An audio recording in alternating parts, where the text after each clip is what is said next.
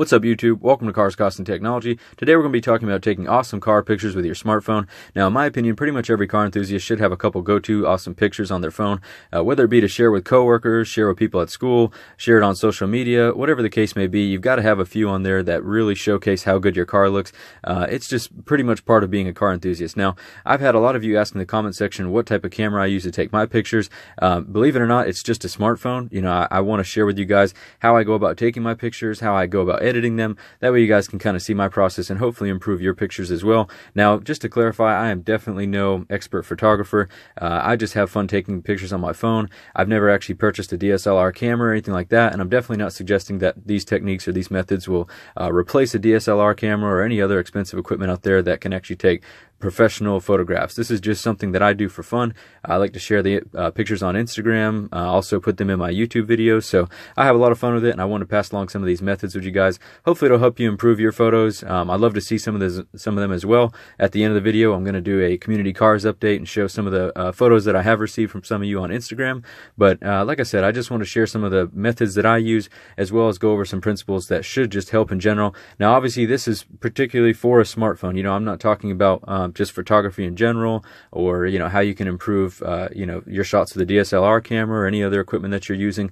I just want to focus in on how you can take some decent shots with your smartphone. And again, these are pretty much just to have on your phone, share with your friends. But number one thing I want to talk about is your background. Now, obviously, the easiest thing to do is take a picture of your car in a parking lot, maybe in your driveway as you're walking up to it. But I would encourage you, if you're thinking about getting an awesome picture of your car for maybe your Facebook or Instagram, sharing with friends or family, try to actually go out somewhere somewhat scenic. Obviously, you don't have to make a special trip out of this. Maybe if you're on your way somewhere and you see something that looks beautiful, stop there and take some pictures. That's pretty much what I always do, is just, if I'm on the way to the grocery store, if I'm on the way to work and I see somewhere that really looks nice, whether it be the clouds or the scenery, stop and take a few shots. You'd be surprised how good a nice background can make your photos turn out. Even if you didn't take a really, really impressive photo of the car, the background can sometimes really make it look a lot better.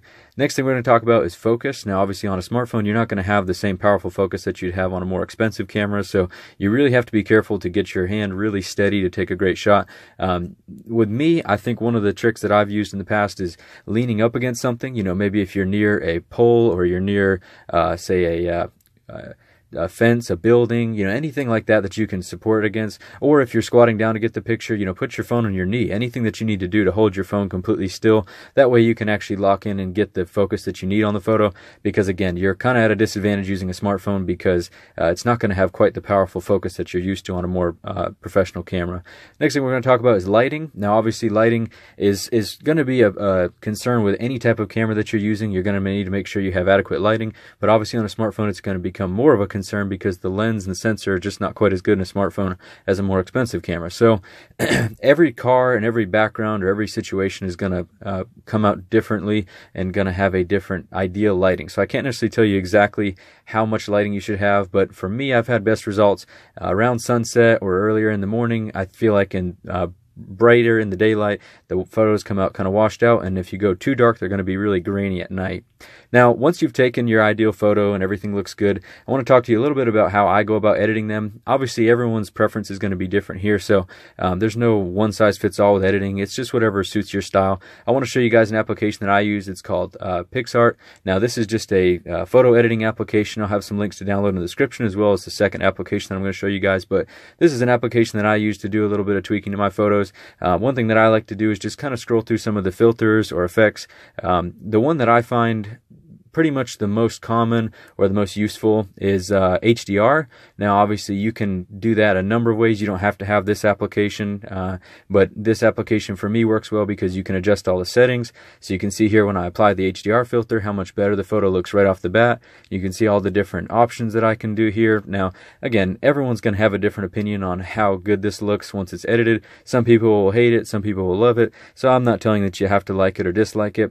For me, this is my taste, and I have had a lot of others who have given me good feedback on these, so just want to pass along how I go about editing these photos. So you can see here, add the HDR, kind of play with some of the settings here until I get it to my liking. Now, one thing that I also like to do after I get that done is I'll actually go in and add some additional layers to it, kind of spruce things up just a little bit. And again, that takes a click or two to do. Very simple, and you can see how much better the photo looked. Next one I'm going to be using is Pixay Pro. This one there is actually a cost involved, but I'm sure there's free alternatives to this. Again, the link for this will be in the description as well. But I'll go in here, and there's a lot of cool effects that you can add to your photos with just a few clicks.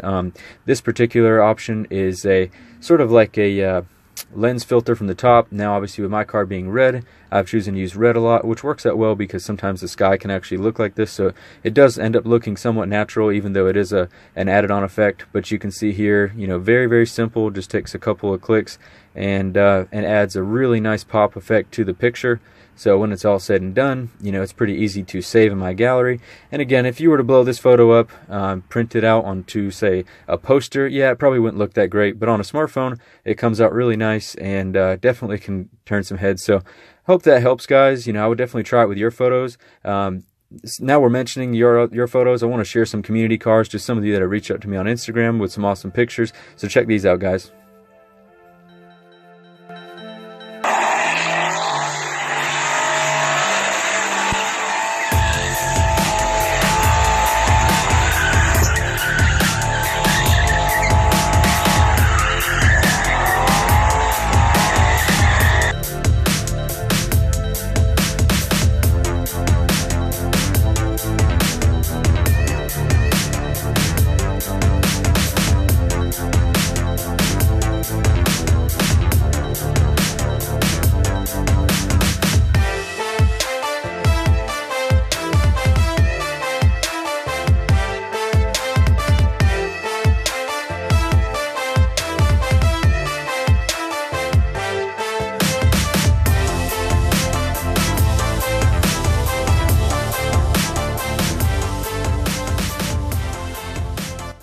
Thanks for sending those to me, guys. I really appreciate it. If one of you would like to have your car featured in an upcoming video, definitely check me out on Instagram, Twitter, or send me pictures or videos via email. Be glad to put it up in a future video. But I hope you found the video helpful, guys. I really enjoyed going over this topic with you because it's something that I have a lot of fun with.